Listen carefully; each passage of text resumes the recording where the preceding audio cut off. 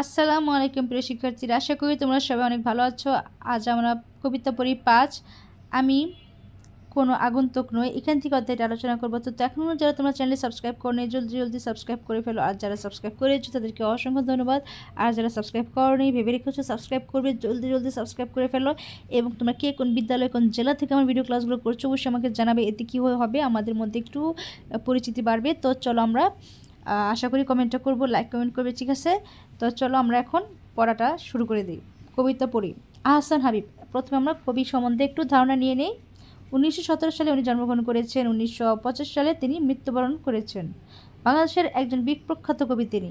রাত্রি শেষ, ছায়ায় হরিণ, সারা দুপুর, আশায় বসতি, মেঘ বলে চৈত্রে যাব। হ্যাঁ, দেন হচ্ছে তার উল্লেখযোগ্য কবিতার বই।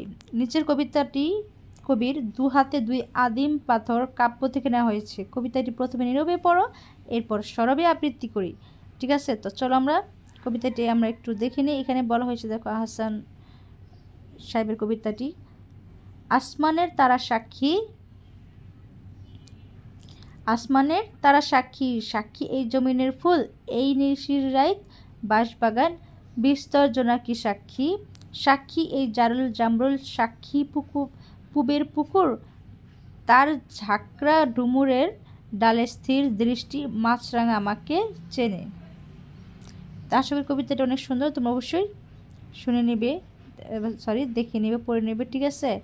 আর অবশ্যই তোমরা একটু কষ্ট করে এই শব্দার্থগুলো পড়বে। যেমন জারুল গাছ কি বিশেষ এক ধরনের বিশেষ গাছ, এই শব্দের অর্থগুলো একটু পড়লে বাকিটা তোমাদের কবিতাটা পড়লে অনেক কিছু তোমরা বুঝতে পারবে। আমি বলবো কবিতা পড়ার আগে তোমরা আগে একটু শব্দার্থগুলো পড়ে নিও, তাহলে কবিতার অর্থটা বুঝতে তোমাদের সুবিধা হবে। আর যদি লাইন পড়ার সময় না বোঝো, ডিরেক্টলি আগে শব্দার্থ এসে খুঁজবে যে সেই অর্থটা আছে কিনা, তাহলে অর্থসহ কবিতা পড়ার বোঝার চেষ্টা করবে, দেখবে এতে অনেক কিছু ভালো লাগবে। কবিতা কিন্তু আসলে ভালো লাগার বিষয়, যদি তোমরা সেটা পড়তে পারো মনোযোগ দিয়ে আনন্দের সহিত। পড়ার জন্য পড়বে না, আনন্দের পাওয়ার জন্য পড়বে, তাহলে দেখবে সব পড়াটাই সহজ হয়ে যাবে। এখন দেখো কবিতার কাঠামো বুঝি।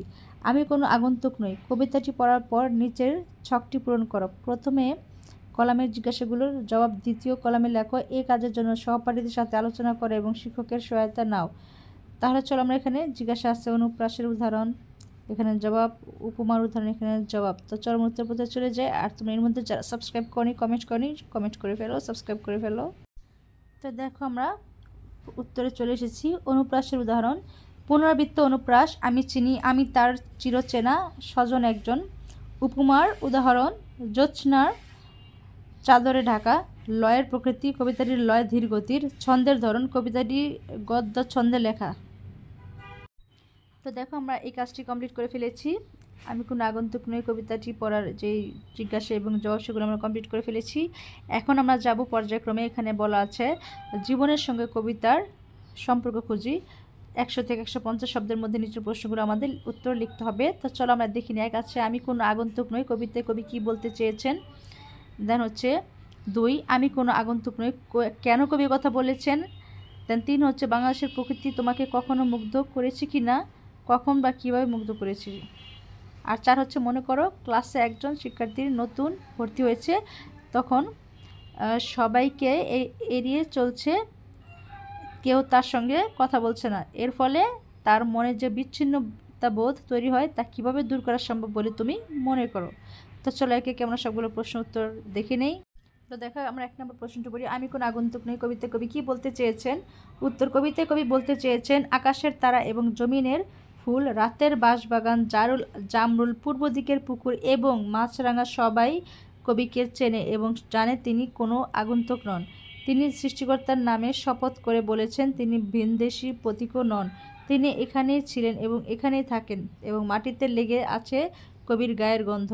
মরুপথ ও তার দুপাশের ধানক্ষেত, নদীর কিনার সবই কবির অস্তিত্বে গাথা, তাই কবি যে কোনো আগন্তুক নন তা সবাইকে বিশ্বাস করতে বলেছেন। এই ছিল আমাদের 1 নম্বর প্রশ্নের উত্তরটি। এখন আমরা দেখব 2 নম্বর প্রশ্নের উত্তরটি। আমি কোনো আগন্তুক নই, কেন এমন কথা কবি বলেছেন সেই উত্তরটি। উত্তর দেখো, আমি কোনো আগন্তুক নই কবি এই কথাটির দ্বারা বোঝাতে চেয়েছেন যে জন্মভূমির সঙ্গে মানুষের বন্ধন চিরন্তন ও অবিচ্ছেদ্য। কবি এখানে গ্রামীণ নানা অনুষঙ্গের কথা উল্লেখ করে জানিয়েছেন এগুলো তার জীবনের অবিচ্ছেদ্য অংশ। তিনি যে কোনো আগন্তুক নন, তার সপক্ষে যুক্তি দিতে তিনি গিয়ে গ্রামের প্রকৃতি ও দৃশ্য তুলে ধরেন। তাই এই গ্রামীণ জনপদে তিনি নিজের অস্তিত্ব খুঁজে পেয়েছেন এবং জন্মভূমিকে আপন করে নিয়েছেন।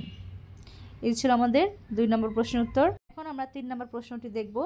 বাংলাদেশের প্রকৃতি তোমাকে কখনো মুগ্ধ করেছে কিনা, করলে কখন কীভাবে মুগ্ধ করেছে? তো দেখো উত্তর, প্রাকৃতিক সৌন্দর্যের অপরূপ লীলাভূমি এই বাংলাদেশের প্রকৃতি আমাকে বরাবরই মুগ্ধ করে।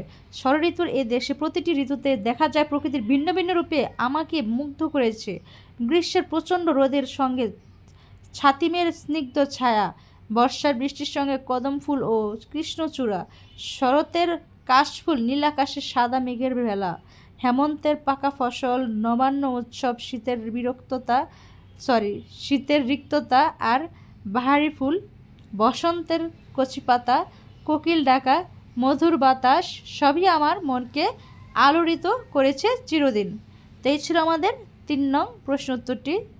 এখন আমরা দেখব 4 নং প্রশ্ন উত্তরটি। মনে করো ক্লাসে একজন নতুন শিক্ষার্থী নতুন ভর্তি হয়েছে, তখন সবাই তাকে এড়িয়ে চলছে, কেউ তার সঙ্গে কথা বলছে না। এর ফলে তার মনে যে বিচ্ছিন্নতা বোধ তৈরি হয় তা কীভাবে দূর করা সম্ভব বলে তুমি মনে করো? উত্তর, আমার ক্লাসে যদি একজন নতুন শিক্ষার্থী ভর্তি হয় এবং সবাই তাকে এড়িয়ে চলে, তাহলে তার মনে বিচ্ছিন্নতা বোধ তৈরি হবে। তবে বিচ্ছিন্নতা বোধ একটি অস্থায়ী অনুভূতি, এটি চাইলেই নিয়ন্ত্রণ করা যায়।